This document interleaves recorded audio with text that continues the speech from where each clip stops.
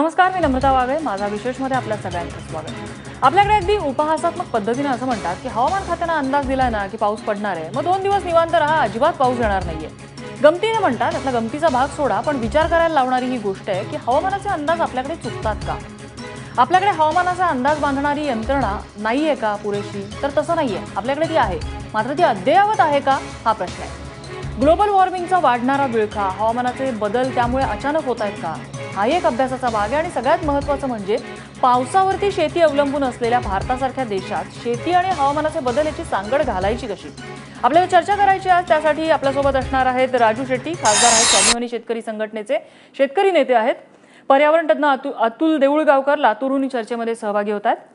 स्कायमेटचे मुख्य सांख्यिकी अधिकारी मकरंद कुलकर्णी दिल्लीहून चर्चेत सहभागी झालेले आहेत. त्याचबरोबर हवामानशास्त्रज्ञ जीवन प्रकाश कुलकर्णी या चर्चेत आहेत.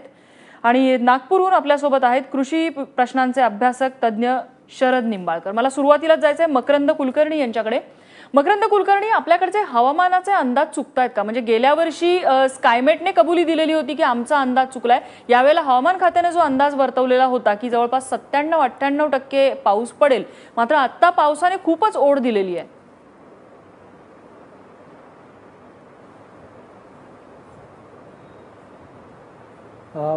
गेल्या वर्षीचा अंदाज आता नको बोलायला, पण यावर्षी हवामान विभागाने सांगितलं की 97-98% पडेल. त्यांचा रिवाइज फोरकास्ट आहे. आम्ही आमचं फोरकास्ट होतं 95%, ते अजून तसंच ठेवलेलं आहे. याचं कारण म्हणजे एल निनो. सगळ्यांना असं वाटत होतं की एल निनो येईल आणि त्याच्यामुळे थोडासा पाऊस कमी पडेल.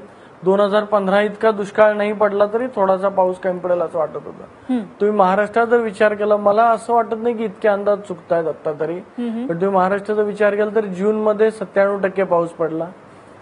पूर्ण भारताचा जर हे विचार केला तर 4% सरासरीच्या जास्तच पाऊस पडला. आत्ताच्या घडीला सरासरीपेक्षा 1% कमी पाऊस आहे टोटल ऑल ओव्हर इंडिया बघितलं तर. त्याच्यानंतर जर तुम्ही महाराष्ट्राचे 4 विभाग करतात, विदर्भामध्ये आता सगळ्यात कमी पाऊस आहे, म्हणजे -16% पाऊस झालाय.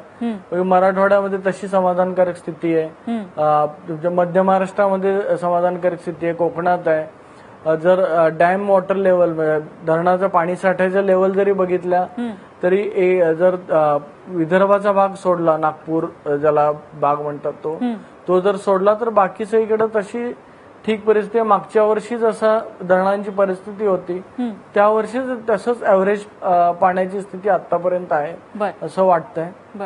पण हो, थोडासा पाऊस जो एक्सपेक्टेड होता की अजून जास्त पडेल मराठवाड्यात वगैरे, तेवढा पडला नाही. पण येत्या 4-5 दिवसांमध्ये थोडासा तिकडे महाराष्ट्रामध्ये पाऊस पडेल असं वाटतं. अतुल देऊळगावकर, हवामानाच्या अंदाजामध्ये आपण एवढी अॅक्युरेसी एक्सपेक्ट करत नाही, मात्र ती अॅक्युरेसी असणं गरजेचं आहे. कारण अगदी आत्ताच जसं मकरंद कुलकर्णी म्हणाले की थोडासा एक्सपेक्टेशन पेक्षा कमी पाऊस पडलाय, मात्र त्याचे परिणाम इतके भीषण आहेत की दुबार पेरणीची वेळ काही भागांमध्ये आलेली आहे. अतुल देऊळगावकर.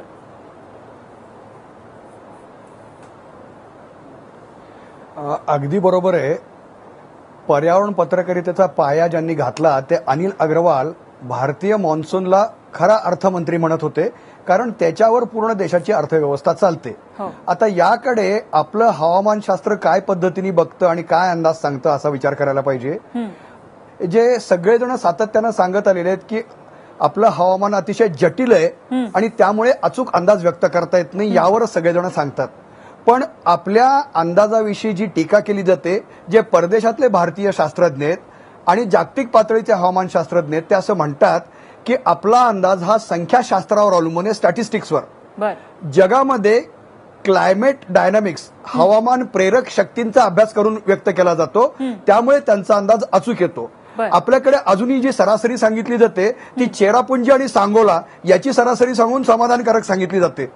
लघु क्षेत्रावर आणि लघु काळातला अंदाज हा या चरम हवामान काळाच्या अंदाजात, म्हणजे आपण एक्स्ट्रीम वेदर कंडिशन्स मध्ये आहोत त्यावेळेला हे अतिशय आवश्यक आहे. पण आपला अंदाज हा अजूनही थातूर मातूर आहे. याचं कारण आपले उपकरण अद्यावत नाहीये आणि आपल्या शास्त्रज्ञांचं प्रशिक्षण किती झालंय याविषयी शंका पडते. म्हणजे आपल्याकडे आधुनिक क्लायमेटॉलॉजीचा अभ्यास आता जी दुबार पेरणी येते त्याचा अंदाज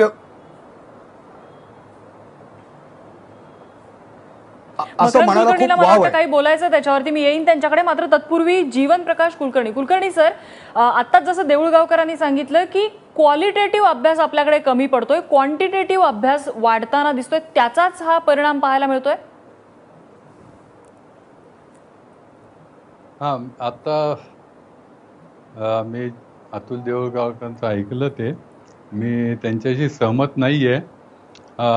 हवामानाचे अंदाज हे फक्त काय सांख्यिकी पद्धतीने देतात असं नाहीये. त्याच्यात 3 पद्धती आहेत आणि वेगवेगळ्या प्रकारचे अंदाज आहे. आपण जेव्हा हे अंदाज म्हणतो तेव्हा आपल्या आणि चुकतात असे म्हणतो तेव्हा आपल्या बॅकग्राऊंडवर काय असतं की युरोपातले अंदाज असे तंतोतंत बरोबर जातात आणि त्या मनाने आपले अंदाज चुकतात. हा एक त्याच्या मागचा प्रश्न असतो. पण त्याला जर बघायला गेलं तर युरोपातलं जे हवामान आहे ते ॲडव्हेक्टिव्ह टाईप आहे, सरळ मार्गाने जाणार आहे आणि आपलं जे हवामान आहे ते थोडंफार वक्री मार्गाने जाणार आहे. हा पहिला फरक आहे.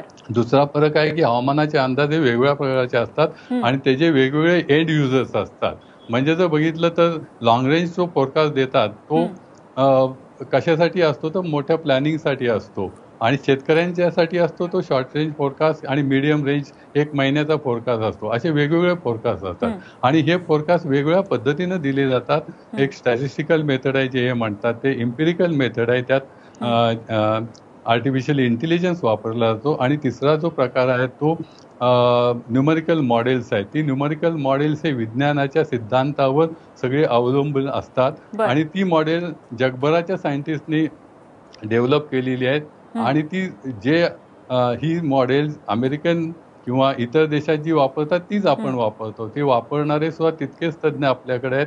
आपल्याकडे संगणक आहेत, कुठेही काही कमी नाही आहे आणि आपले अंदाज चुकायचं तर बेसिक कारण आहे. पण सगळीकडेच असे अंदाज देताना त्यात किती अनसर्टन्टी असती ती सांगितली जाते. आता तुम्हाला उदाहरण सांगतो की आपण अंदाज काय दिला होता की ऑनसेट 1 जूनला होईल आणि त्यात 3-4 दिवसाची पुढं मागं राहील, अनसर्टन्टी राहील आणि तो 30 मेला आलेला आहे. तर ही अनसर्टन्टी आता सगळीकडेच मान्य झालेली आहे आणि प्रगत देशातने सुद्धा जे हवामानाचे अंदाज देतात त्यात आता प्रॉबिलिस्टिक आलेलं आहे की 30%, 70% प्रॉबिलिटी राहील आणि 80% प्रॉबिलिटी राहील. त्यामुळं हा जो आपला गैरसमज आहे की हवामानाचे अंदाज चुकतात हा बरोबर नाही आहे. आपले अंदाज तेच मेथड आपण वापरतो, सगळ्या गोष्टी त्याच करतो.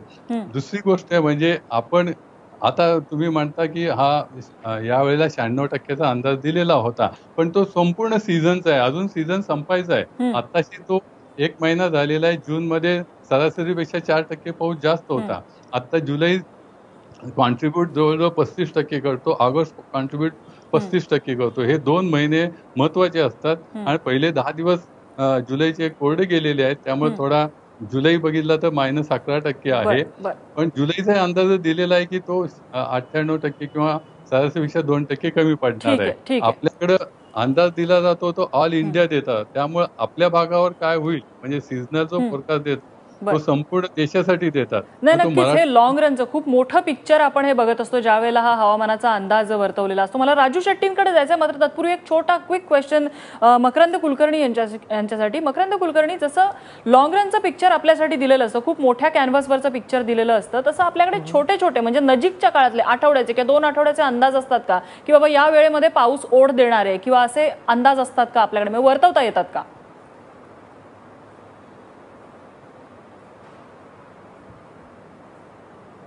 जसं आता जयहर कुलकर्णी सरांनी सांगितलं असे वेगवेगळे असतात. एक म्हणजे त्याला एकदम नाऊकास्टिंग म्हणतात, म्हणजे पुढच्या 1-2 तासात काय, याचे प्रत्येक युजर्स वेगळे असतात. नाऊकास्टिंग जास्त त्या विमान किंवा पायलट हे सगळे वापरतात की 2 तासात काय होईल, 3 तासात काय होईल. त्याच्यानंतर एक येतं एकदम शॉर्ट रेंज फोरकास्ट ज्याला आम्ही म्हणतो, ते 2 दिवस किंवा 3 दिवसाचे असतात.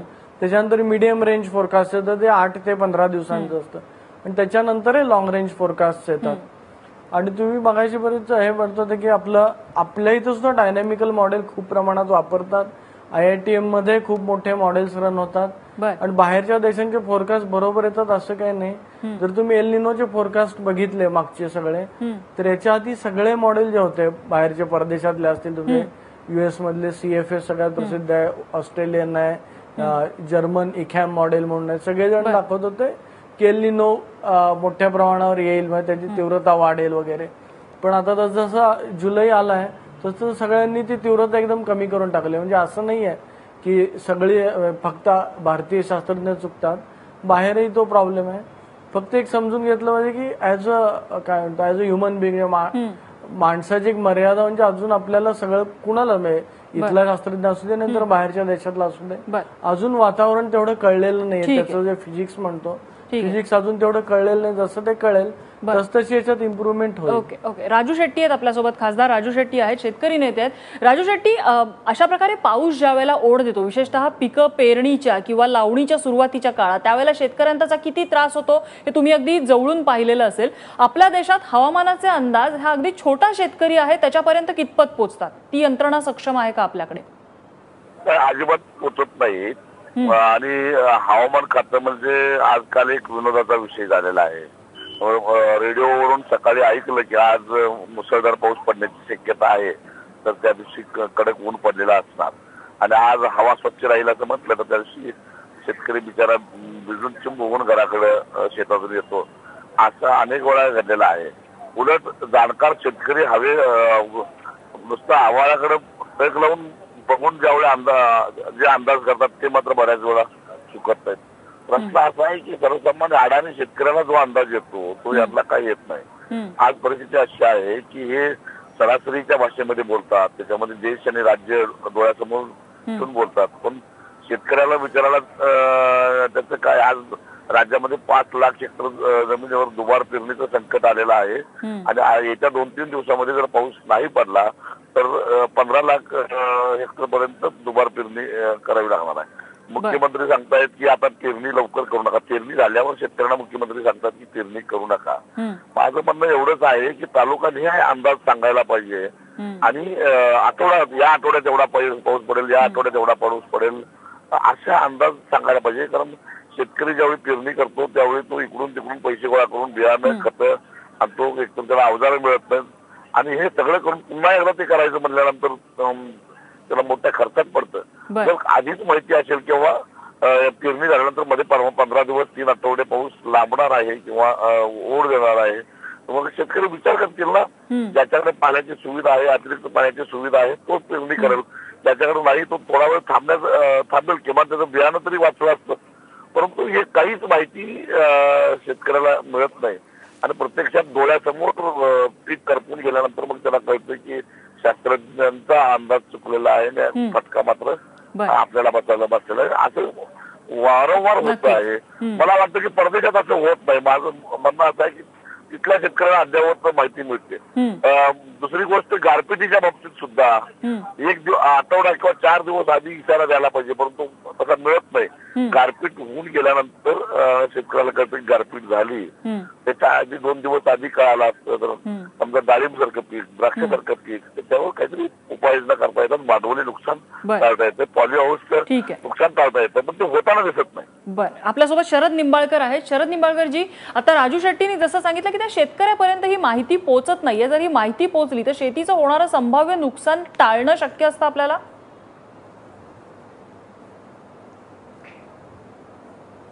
अगदी बरोबर आहे.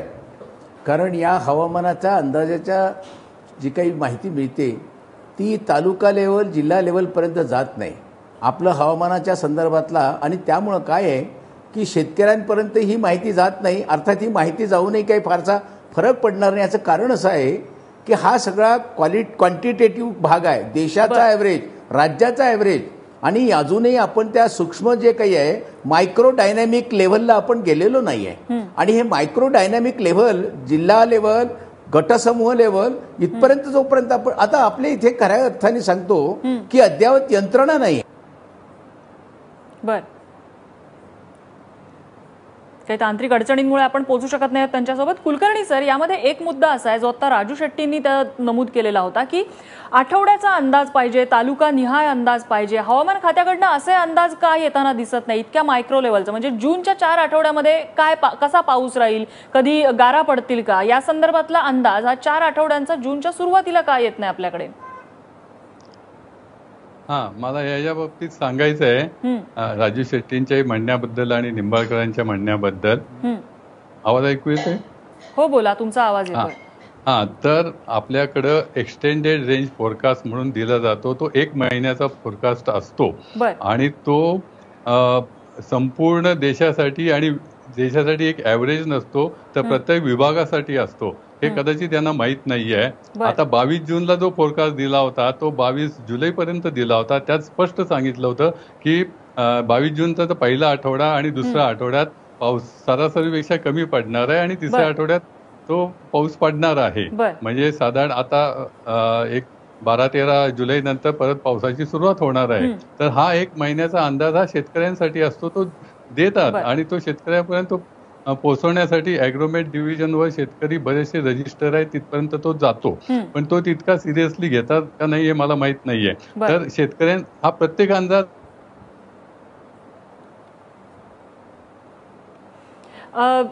मकरंद कुलकर्णी सर, यामध्ये एक मुद्दा आणखीन असा आहे की हे IMD कडनं हे अंदाज वर्तवले जातात किंवा स्कायमेट सारखी संस्था आहे यांच्याकडनं हे अंदाज दिले जातात. गव्हर्नमेंटच्या कुठच्या एजन्सीजची तुम्ही संपर्क साधून हे अंदाज त्यांच्यापर्यंत पोहोचवता का?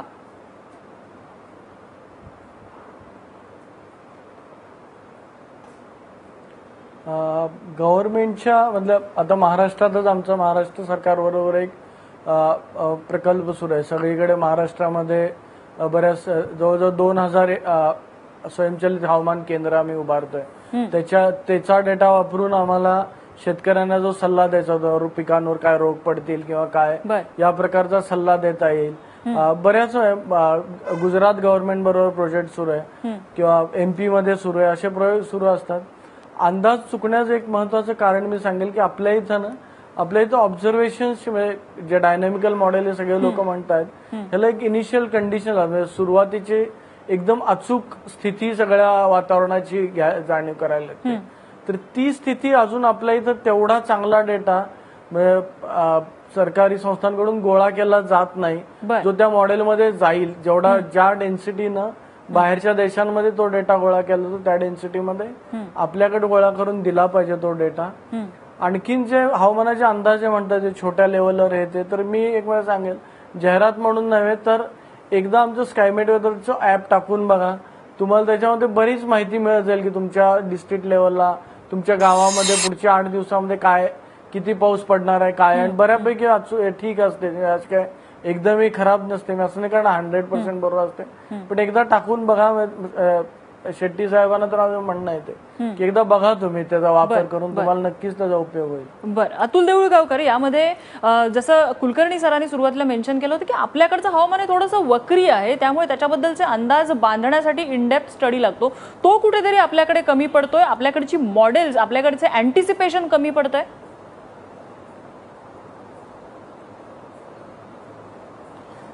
अगदी बरोबर आहे. आता काय आहे, सध्या हे ज्या पद्धतीने स्वतःची भलावण करून घेत आहेत तर त्यांचा अंदाज व्यक्त करण्याची पद्धत म्हणजे उडाला तर कावळा, बुडाला तर बेडूक या पद्धतीने काही जरी केलं तर त्यांचा अंदाज बरोबर आहे असं सांगितलं जातं. राजू शेट्टी म्हणल्याप्रमाणे एक तर शेवटच्या शेतकऱ्यांपर्यंत गावापर्यंत हा अंदाज पोहोचत नाही. पोहोचला असता तर शेतकऱ्यांना स्वतःचं नुकसान करून घ्यायची गरज नाहीये. गारपिटीच्या बाबतीमध्ये नागपूरला गारपीट होते तर लातूरला सावधान करता येत नाही का? 2015 मध्ये जेव्हा गारपीट झाली होती 15,000 कोटी रुपयाचं नुकसान झालं होतं. हे जर आधी सांगितलं असतं तर कितीतरी पिकं वाचली असती. मुद्दा असा आहे, आणि हे हवामान खात्यातले शास्त्रज्ञ सांगतात की 7व्या वेतन आयोगाकडे जाणारे हे सगळे शास्त्रज्ञ अतिशय सुस्तावलेले आहेत. त्यांचं प्रशिक्षण व्यवस्थित नाहीये, त्यांच्याकडे उपकरणं नाहीयेत. ही तर टीका MS स्वामीनाथन यांनी सुद्धा केलेली आहे. स्वतःची तारीफ आणि भलावण करून घ्यायची असते घ्यावी, परंतु कधीतरी आम्हाला दिसलं पाहिजे. चीनमध्ये गारपीट पडणार हे 6 तास आधी कळतं, वीज पडणार हे आधी कळतं, गारपिटीचा पाऊस साध्या पावसामध्ये रूपांतरित केला जातो. असं कधीतरी आम्हाला दिसू द्या हो, आम्ही तारीफ करू ना नक्की. तुमचा अंदाज बरोबर ठरतोय आणि त्यानुसार शेतकरी सावध होऊन काहीतरी कृतीला लागतोय. आपण एकीकडे मंगळयान सोडतो, दुसरीकडे आपण अणुशक्तीचे क्षेपणास्त्र सोडतो आणि तिसरीकडे IT बद्दल आपण बोलतो. या सगळ्याचा उपयोग कसा केला जावा, तर 2005 साली APJ अब्दुल कलाम यांनी इस्रोमध्ये मीटिंग घेतली होती आणि हवामान शास्त्रज्ञांना आवाहन केलं होतं की या सगळ्यांचं शेतकऱ्यांपर्यंत तुम्ही अचूक अंदाज पोचवा. पर्जन्य रोपणाचा उपयोग करा. चीनमध्ये 80,000 तंत्रज्ञ पर्जन्य रोपण करून या काळामध्ये कृत्रिम पाऊस पाडतात आणि आपले हवामान शास्त्रज्ञ म्हणतात की त्याची आवश्यकता नाहीये आणि ते चुकीचं तंत्रज्ञान आहे. प्रयत्न न करता कसं ठरवता तुम्ही? आणि ते प्रयत्न जरा पारदर्शकदृष्ट्या दिसले मकरंद पाहिजेत. कुलकर्णींना तुमचे काही आणि मुद्दे या पटत बाबतीत मला नाहीयेत असं अतुल देऊळगावकर. वाटतं की विज्ञान आणि मकरंद कुलकर्णी. तंत्रज्ञान खात्याच्या मंत्र्यांनी याच्याकडे लक्ष दिलं पाहिजे. बोलू देतात.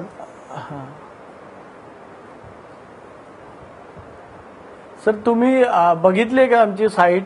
आम्ही लाइटनिंग रडार लावलेले आहेत देशभरात 60-70 आहेत.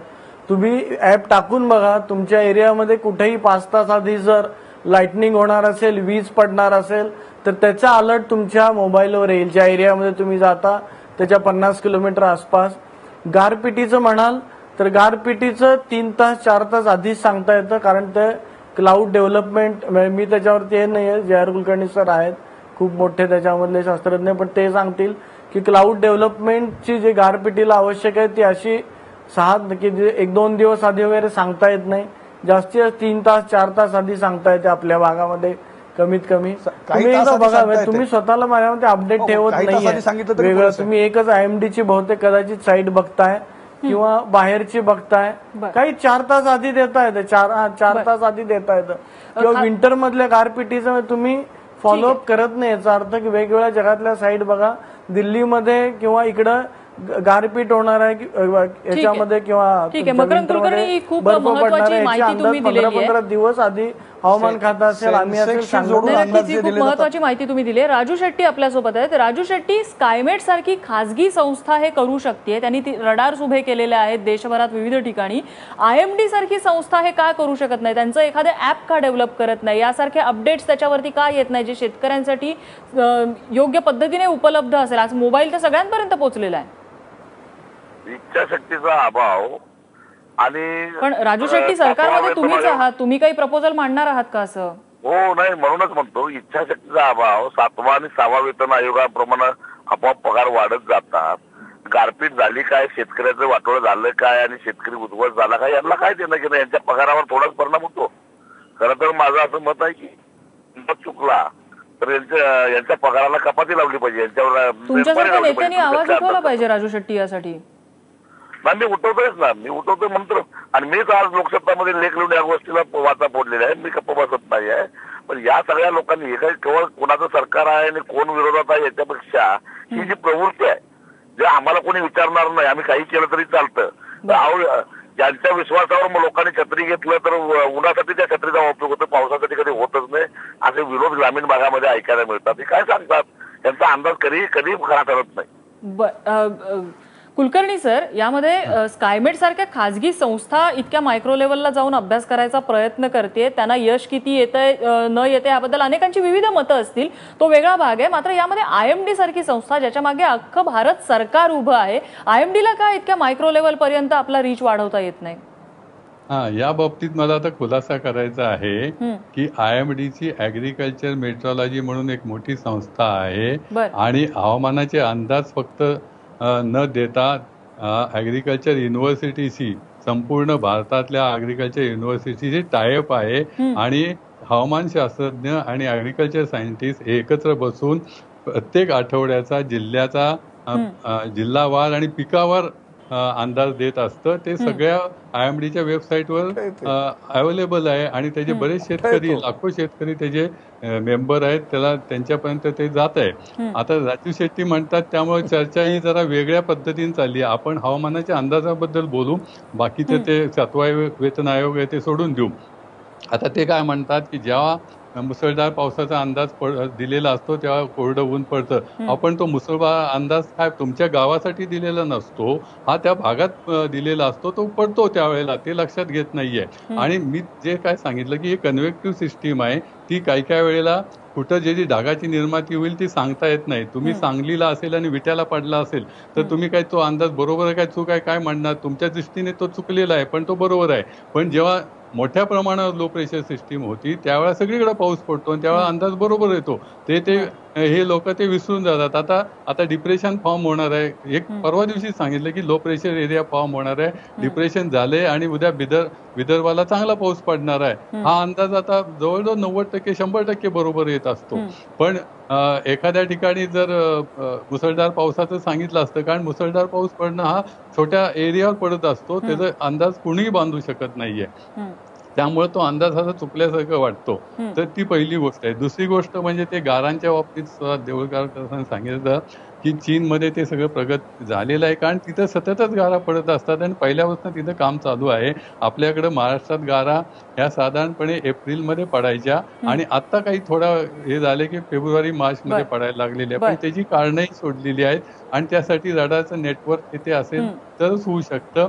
आणि स्कायमेट करते ती चांगली गोष्ट आहे. कुलकर्णी सर, माझी खरं तर वेळ संपत आलेली आहे. मात्र यामध्ये मुद्दा असा आहे की आपल्याकडे भारतामध्ये म्हणजे जसे आंतरराष्ट्रीय पातळीवरती समर आणि विंटर असं म्हणजे उन्हाळा आणि हिवाळा असे 2 ऋतू असतात. भारतामध्ये तसं नाही. पूर्वापार आपल्याकडे 6 ऋतू चालत, वसंत, ग्रीष्म, वर्षा, शरद, हेमंत, शिशिर असे 6 ऋतू आहेत. आपल्याकडे 27 नक्षत्र आहेत, ज्या सगळ्यांचा वापर करून आपल्याकडे हवामानाचा अंदाज दिला जातो. ग्रहस्थिती सुद्धा बघितली जाते. वेगवेगळ्या गोष्टी आहेत ज्या इथल्या वातावरणावरती परिणाम करणाऱ्या आहेत. पूर्वीपासून इतक्या मायक्रो लेव्हलला जाऊन आपल्याकडे जर या गोष्टींचा अभ्यास होत असेल तर सध्या आपण परदेशातली मॉडेल्स आपल्या इथे इम्प्लिमेंट करून का अशा गोष्टींचा विचार करतोय? अशा वेळेला तो अंदाज चुकणारच आहे. आणि जसं कुलकर्णी सर म्हणाले की जर आपलं हवामान हे परदेशासारखं सरळसोट नाहीये, थोडंसं वक्री जाणार आहे, त्यामुळे त्याला अभ्यास सुद्धा तितक्याच मायक्रो लेव्हलला जाऊन करावा लागणार आहे आणि त्यासाठी अद्ययावत तंत्रज्ञान इथे येणं हे तितकंच गरजेचं आहे.